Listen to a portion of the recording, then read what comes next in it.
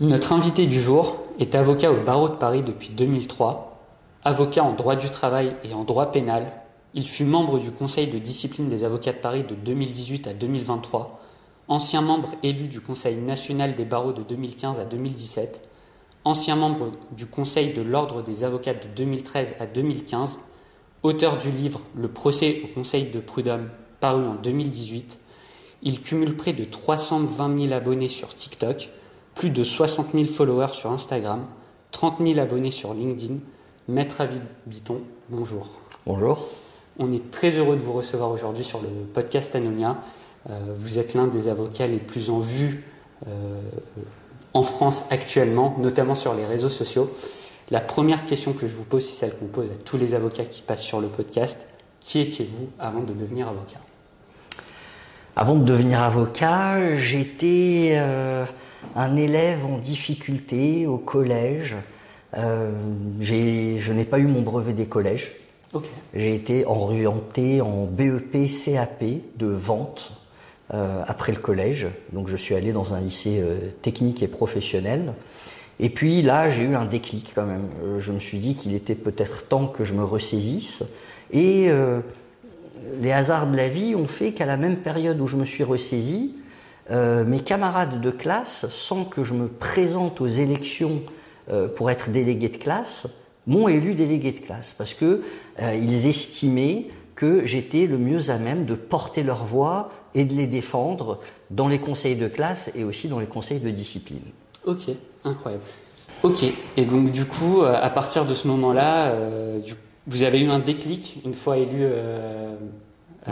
délégué de classe. Vous dites, bon là j'aime bien défendre mes camarades. Et est-ce que ça a été un peu votre pied à l'étrier, ou en tout cas ce qui vous a décidé à devenir avocat? Ou c'était encore trop tôt? Je me suis pris au jeu de défendre mes camarades en conseil de classe, en conseil de discipline. Et il y a même des professeurs qui, avec un ton un petit peu moqueur, m'appelaient Maître Bitton. Ok, c'était prémonitoire. Voilà. Et donc par la suite, vous passez du coup au cycle universitaire. Comment vous vous dirigez du coup vers vos études en droit? D'abord, effectivement, j'obtiens mon BEP CAP de vente. Okay. Et je voulais prendre ma revanche sur la vie. J'ai repassé en candidat libre mon brevet des collèges et je l'ai eu. Okay. Après les BEP CAP de vente, je passe en ce qu'on appelle à l'époque une première d'adaptation.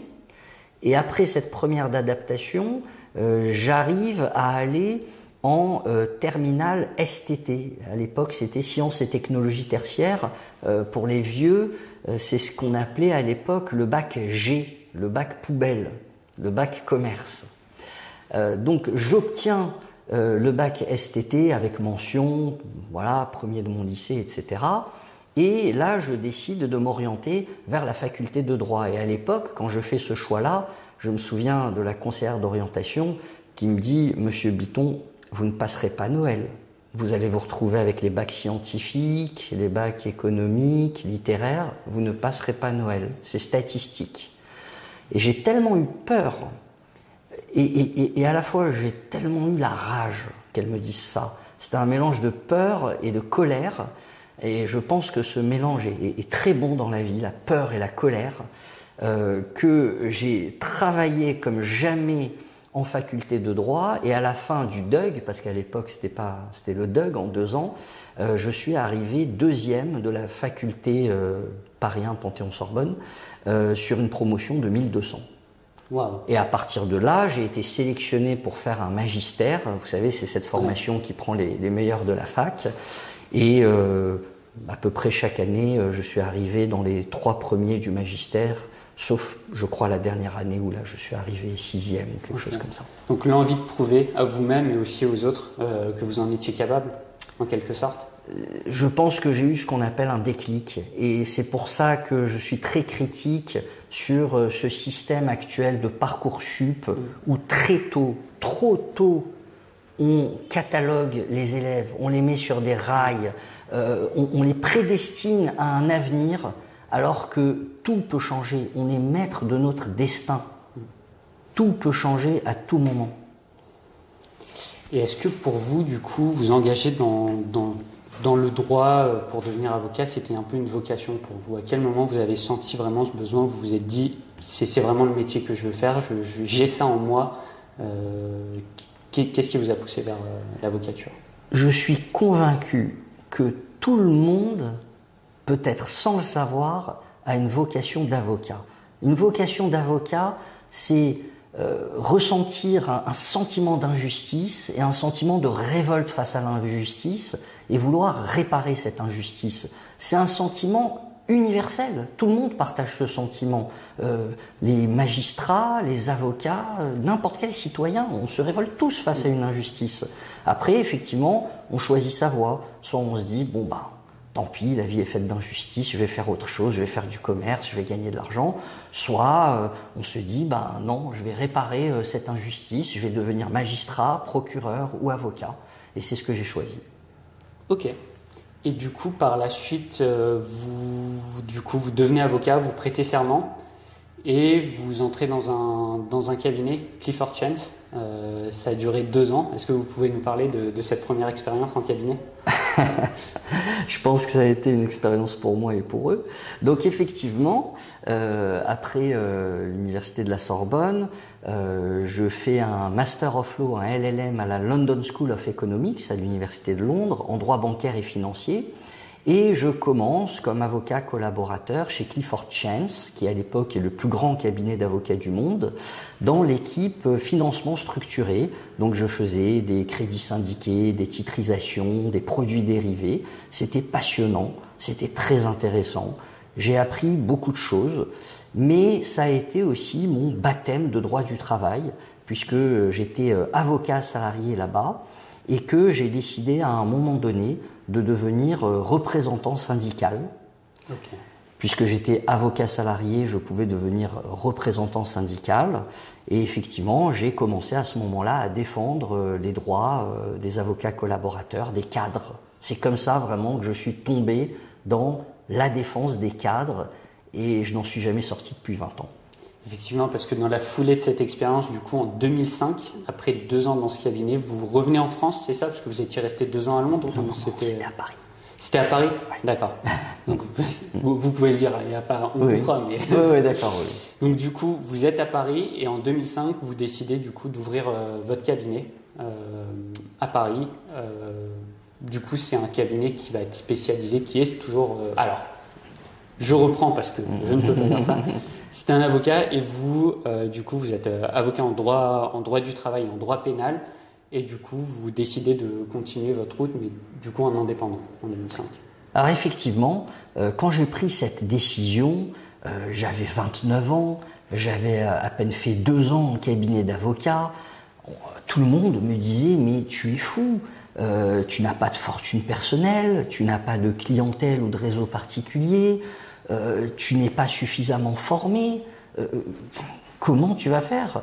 Et en fait, je n'ai pas écouté tous ces oiseaux de mauvais augure, j'ai écouté un confrère qui peut-être se reconnaîtra, qui à l'époque m'a dit, tu sais Avi, de toute façon, c'est jamais le bon moment pour s'installer.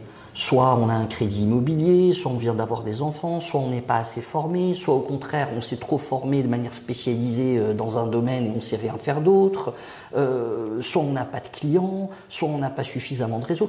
Ça n'est jamais le bon moment. En réalité, pour s'installer, il faut avoir un brin de folie. Ça n'est jamais une décision raisonnable. C'est toujours une décision un peu folle, un petit peu risquée. Mais je me suis dit que finalement, le plus tôt on saute du nid, le plus vite on apprend à voler. Effectivement. Et puis on entend la même chose également pour les entrepreneurs lorsqu'ils veulent se lancer. C'est jamais le bon moment, on manque de trésorerie, c'est toujours très risqué. Mais effectivement, la meilleure manière d'apprendre, c'est de se lancer. Et du coup, vous ouvrez votre cabinet, vous êtes seul à ce moment-là, vous vous associez ou... Alors, quand je m'installe, je suis seul, mais très rapidement, je comprends que embaucher, c'est un facteur de développement. C'est-à-dire que embaucher au début des stagiaires, puis des collaborateurs, et puis maintenant j'ai associé certains de mes collaborateurs, c'est un moyen de se dégager du temps pour pouvoir faire du développement de clientèle, se concentrer sur les dossiers importants, voilà, vraiment développer un cabinet. Et si vous voulez, à chaque fois que j'ai fait une embauche, je n'en avais pas les moyens. C'est-à-dire que l'erreur à ne pas commettre quand on crée un cabinet et qu'on veut se développer, c'est d'attendre de faire suffisamment de chiffre d'affaires pour embaucher. Non. Il faut être en tension permanente. Il faut accepter ce vertige. Il ne faut pas avoir peur du vide. À chaque fois que j'ai fait une embauche, je n'en avais pas les moyens. Mais comme j'embauchais et qu'à la fin du mois, je devais payer le salaire, je peux vous dire que je me débrouillais pour trouver des clients. Alors c'est assez intéressant parce qu'à ce moment-là, on est à peu près en 2005, un peu plus tard peut-être 2005-2006. Vous étiez avocat salarié, vous vous lancez à votre compte, vous êtes indépendant. Comment vous faites au début pour trouver vos premiers clients? On est à peu près à l'époque du boom d'Internet. Les avocats, c'est principalement du bouche à oreille à cette époque-là. Comment vous faites pour vous faire une place dans le milieu parisien? Alors, effectivement, comme je l'ai dit, je n'ai pas de famille, je n'ai pas de réseau, je suis le premier avocat dans ma famille proche. Et donc, je vais vous dire tout simplement, nécessité fait loi. Quand on n'a pas le choix, on cherche, et quand on cherche, on trouve.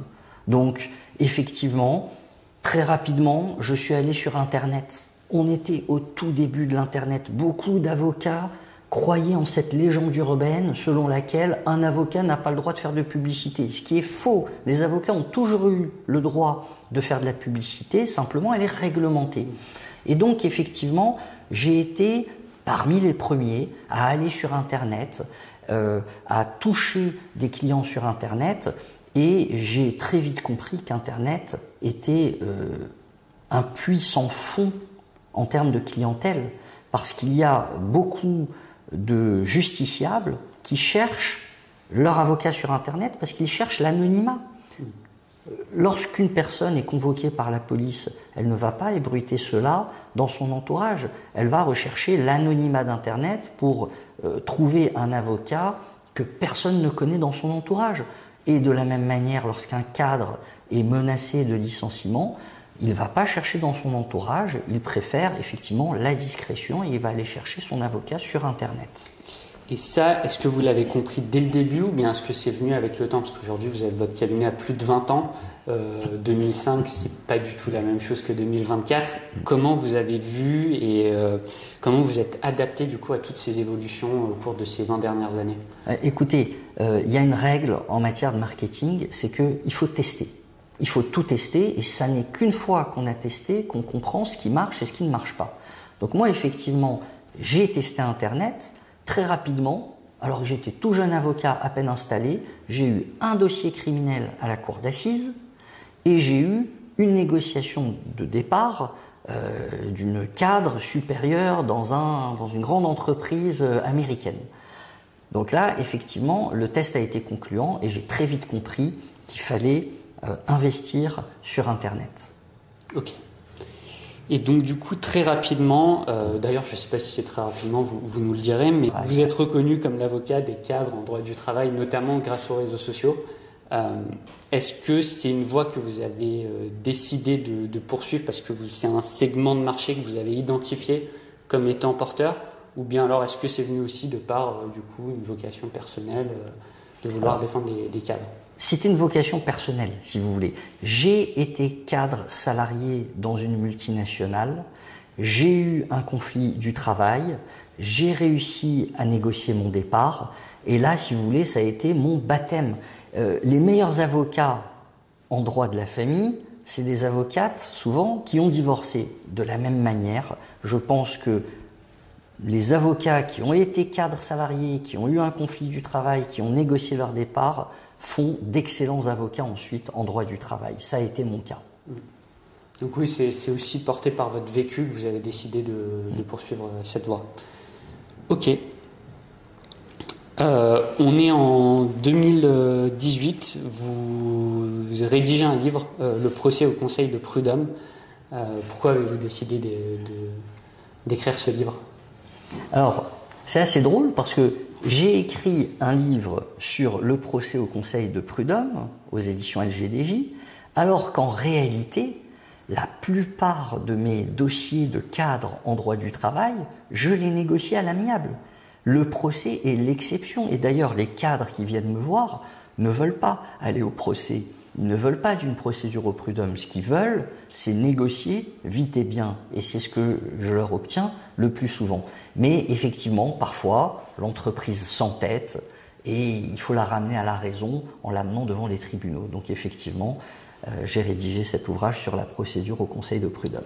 Oui, parce que ce qui est important de dire, c'est que les cadres qui viennent vous voir et qui vous demandent de l'aide n'ont pas forcément envie d'aller au litige, c'est ça, avec leurs employeurs. Ils préfèrent un cadre...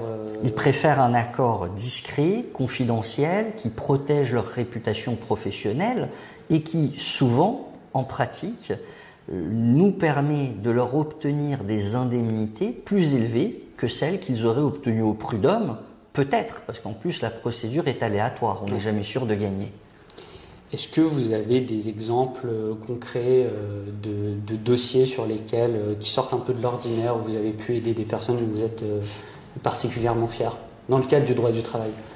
Oui, j'en ai régulièrement, en fait. J'en ai pas un précisément qui me vient à l'esprit, parce que régulièrement, effectivement, j'ai des cadres supérieurs qui ont 10, 15 ans d'ancienneté, qui ont des salaires confortables de 300 ou 400 000 euros par an, mais qui viennent me voir parce qu'ils sont véritablement en souffrance, parce qu'il y a eu un changement de direction et que la nouvelle direction les met à l'écart pour placer ces hommes, parce qu'il y a une réorganisation dans laquelle on va changer leur rôle, leur fonction, ou parce qu'ils subissent carrément une forme de harcèlement moral pour les pousser à la démission. Et moi, ma plus grande satisfaction, c'est de les voir au début dans ce sale état dans mon cabinet, mais de les revoir ensuite 1 mois, 2 mois, 3 mois, parfois 6 mois plus tard, lorsqu'ils reviennent signer une rupture conventionnelle, une transaction avec des indemnités qui les sécurisent financièrement pour l'avenir. Là, voilà, je me dis que j'ai accompli ma mission. Quel est votre regard sur la situation du monde du travail en France? On dit souvent qu'en France, les salariés sont parmi les plus protégés au monde. En tant qu'avocat en droit du travail, quel regard vous avez là-dessus?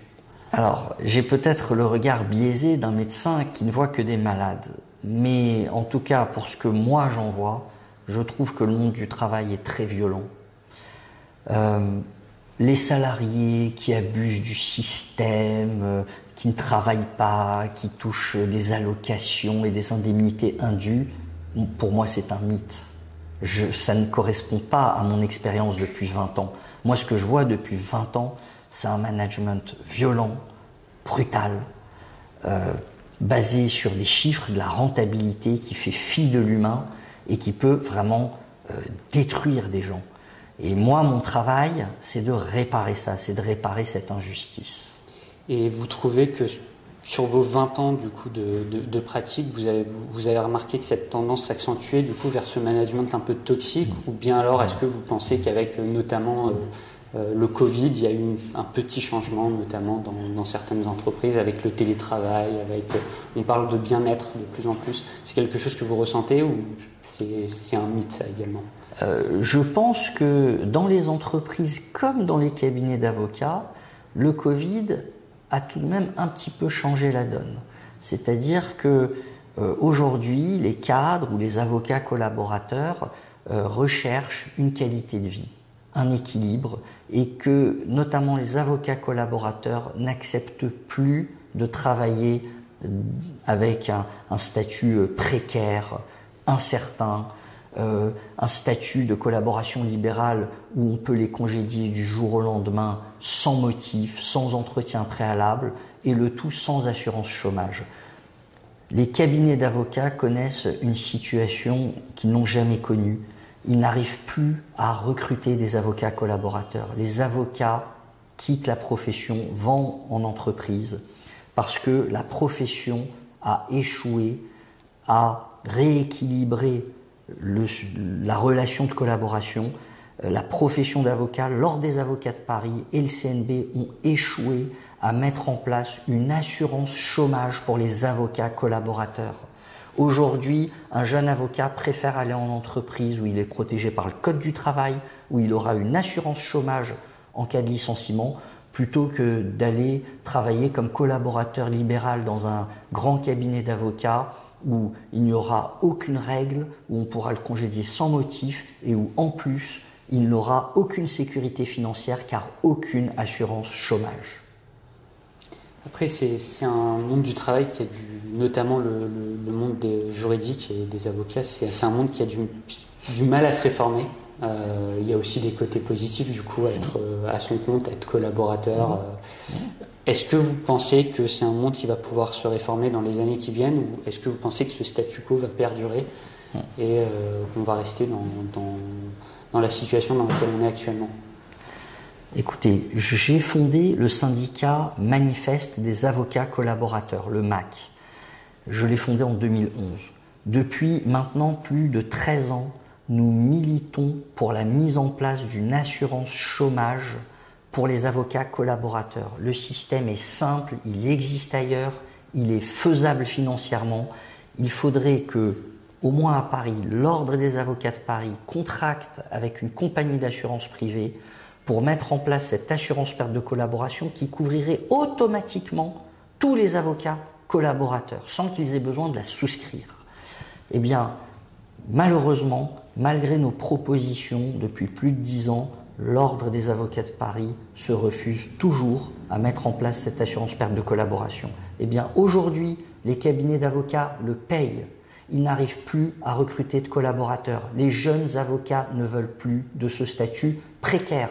Ils sont encore plus précaires que les intermittents du spectacle qui, eux, ont un bon système d'assurance chômage. Vous êtes l'un des avocats en France les plus suivis sur les réseaux sociaux avec près de 400 000 followers, tous réseaux sociaux confondus, et vous êtes le numéro 1 sur YouTube. En quoi exactement ça a changé votre manière de pratiquer? J'imagine que cette exposition aussi vous offre énormément d'opportunités. Il y a énormément de gens qui viennent vers vous. Comment est-ce que vous avez géré du coup cette nouvelle notoriété, on peut presque dire cette nouvelle célébrité? Alors, cette célébrité, je ne vais pas vous dire que je ne l'ai pas recherchée, mais en tout cas, je ne m'y attendais pas. Moi, ce que j'ai fait, c'est démocratiser le droit, partager mes conseils juridiques gratuitement auprès des justiciables.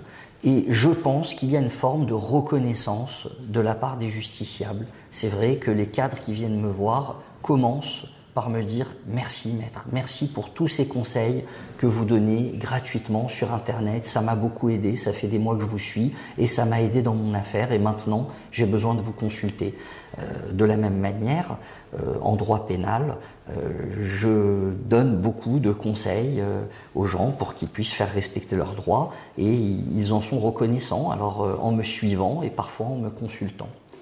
Et à votre avis, qu'est-ce que ça dit de la société française de voir qu'un avocat qui parle de droit du travail sur les réseaux sociaux trouve un écho aussi fort?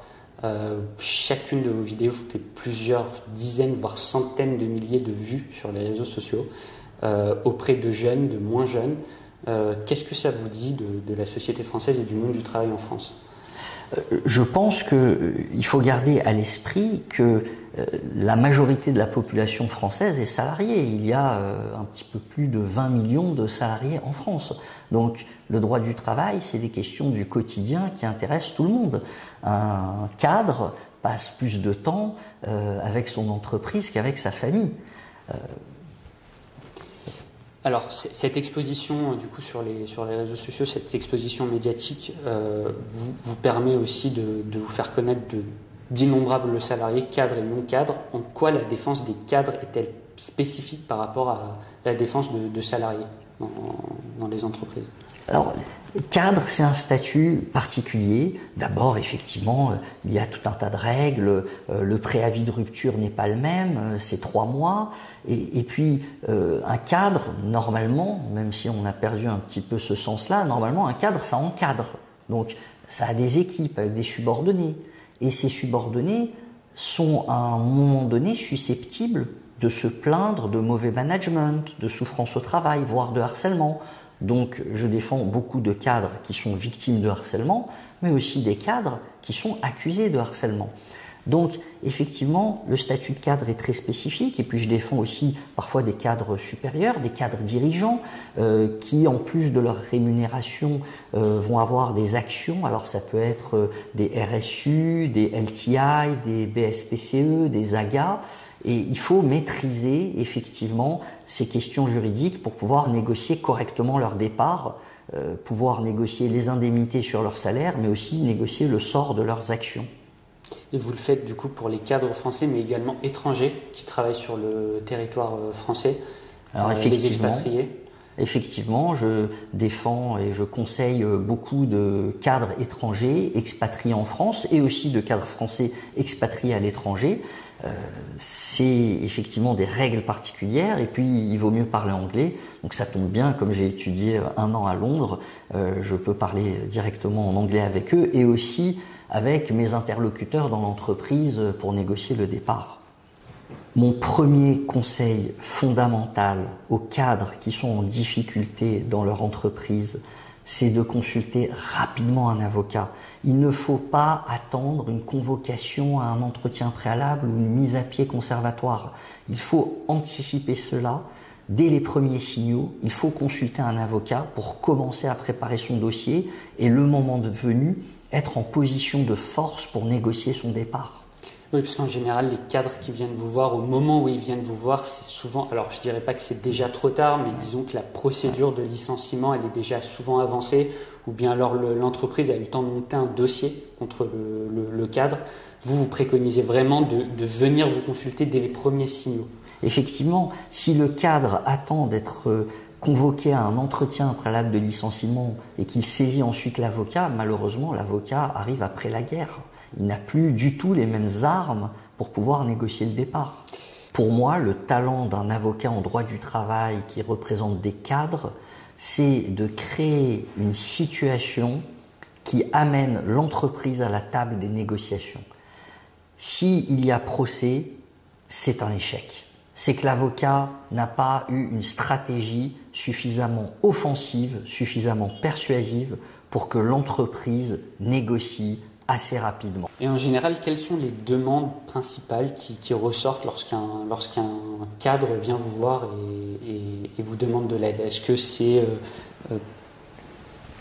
de clore le chapitre le plus tôt possible? Est-ce que c'est un chèque de départ le plus important? Est-ce que un cadre qui vient me voir, qu'est-ce qu'il veut? Il veut une négociation amiable, il ne veut pas de procès. Il veut une négociation rapide, parce qu'il veut passer à autre chose et trouver un nouveau poste dans une autre entreprise. Il veut la discrétion et la confidentialité, parce qu'il veut préserver sa réputation professionnelle pour l'avenir. Et il veut la sécurité financière, c'est-à-dire suffisamment d'indemnités pour payer ses impôts de l'année précédente, continuer à assurer ses crédits immobiliers et puis avoir de quoi vivre jusqu'à retrouver un nouvel emploi. Voilà, ça, c'est les 4 objectifs à atteindre. C'est notre mission d'avocat quand on conseille un cadre pour son départ négocié. Est-ce qu'il y a un secteur où vous êtes particulièrement prisé? La banque. C'est vrai? Ouais. On peut le dire. C'est vrai que depuis bientôt 20 ans, je conseille beaucoup de cadres de banque parce qu'ils ont une convention collective très particulière, très favorable et très protectrice. Il faut la maîtriser, il faut la connaître pour pouvoir bien les conseiller. Et puis, surtout, les banques ont une particularité, c'est qu'ils sont assez litigation shy. Ils n'aiment pas le contentieux. Et effectivement, il faut le dire, il faut être honnête, on peut en jouer dans la négociation, surtout si elles ont face à elles un avocat comme moi qui médiatise les affaires, qui amène des journalistes à l'audience. En général, elles préfèrent éviter cela et elles préfèrent une négociation discrète et rapide. Maître Habib Bitton, merci beaucoup d'être passé sur le podcast Anomia. Ça faisait longtemps qu'on souhaitait vous inviter et c'était très intéressant. Merci à vous pour votre invitation.